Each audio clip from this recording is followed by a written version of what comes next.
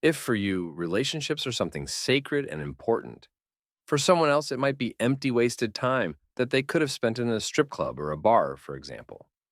For some, family is something sacred that needs to be protected and cherished, while for others, they never had a family. Or it was like that girl Nina's from Full Metal Alchemist. Well, if you think about it, he had a father, thrifty, clearly a scholar. He realized that one hungry mouth is better than two. All right, some people believe in various religions, which we certainly approve of. But I remember in history there were those dudes with axes. They were called Vikings. They were pagans, didn't believe in monotheism, but believed in Marvel heroes, particularly Thor, Odin, and Tom Hiddleston. They had this hobby of burning flowers, not taking gold or Rolls Royces from simple priests.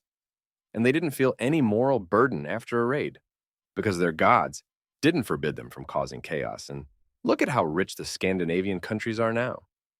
And it's not strange considering how much just Loki earns from a movie. All right, for some, health is a big value, and you can understand these people because the more health nature gave you, the longer you can lead a carefree lifestyle without worrying about health.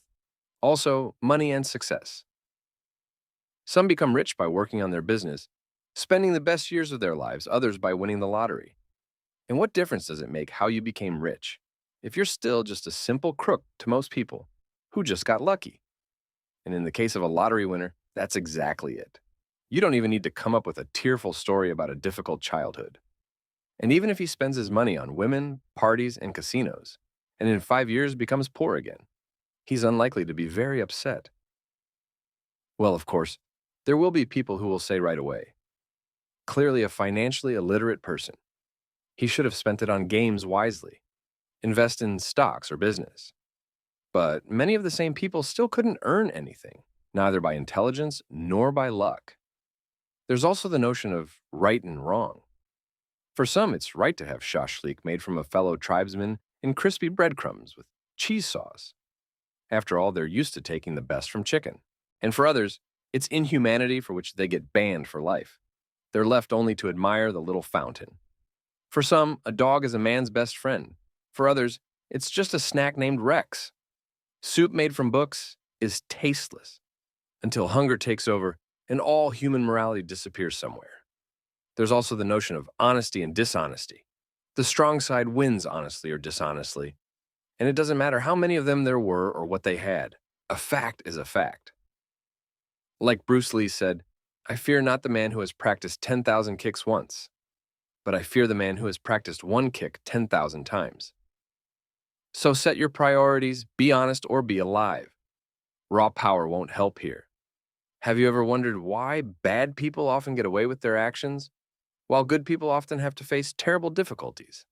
That's not very fair or just either, but it is what it is. While you're trying to impose your values on others, your values are already hanging out by the club with a cigarette, winking flirtatiously at other guys who wouldn't mind engaging with them. So what am I getting at? If you think about it, the meaning we attach to life, or certain aspects of it, may just be an illusion. In other words, people search everywhere for meaning just to make existence more understandable. God's plan. We're all here not just by chance, but to fulfill our mission. It's actually a very romantic version and quite plausible. Many people flatter themselves thinking that their life matters to someone.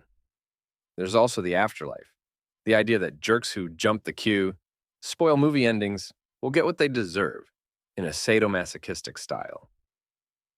Well, there's fire, whips, tentacles, that there's karma in life. By the way, I believe in it, even though it's impossible to prove.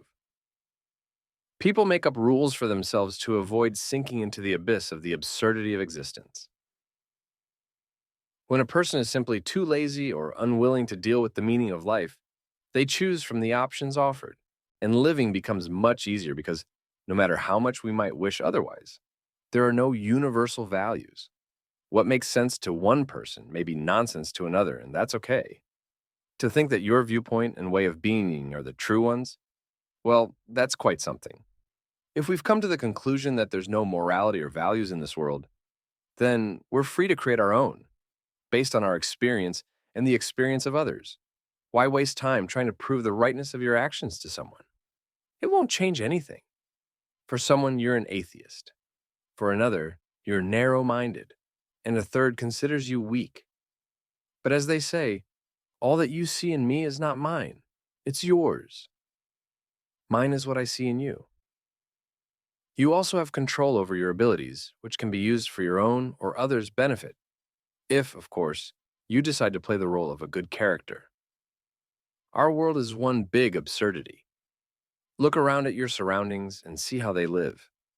Some people don't eat certain foods considering them not healthy enough. Some believe in horoscopes and fortune tellers. Some don't believe that you can become rich honestly. And each of them is right in their own way. In their reality, it works. Who are we to judge them? But they're right as long as they don't think these rules apply to everyone. For myself, I've decided to live without causing trouble, to live in a way that doesn't ruin others' lives. In my reality, I'm right as long as I don't harm anyone. No freak is worth ruining your mood over. Trying to respect other people even if we disagree. I understand that there's no need to behave aggressively and provocatively. The deaf won't hear, the blind won't see, the fool won't understand. People should be easier on themselves. We're all just moments. Remember how Socrates once said, "I know that I know nothing much." So every time you think your way of life makes sense, just remember, it only makes sense for you specifically.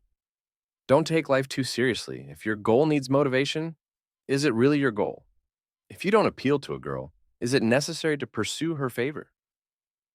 Setting goals and burdening yourself are different things. Discipline can be both useful and useless. Freedom isn't destructive. Enjoy the moment.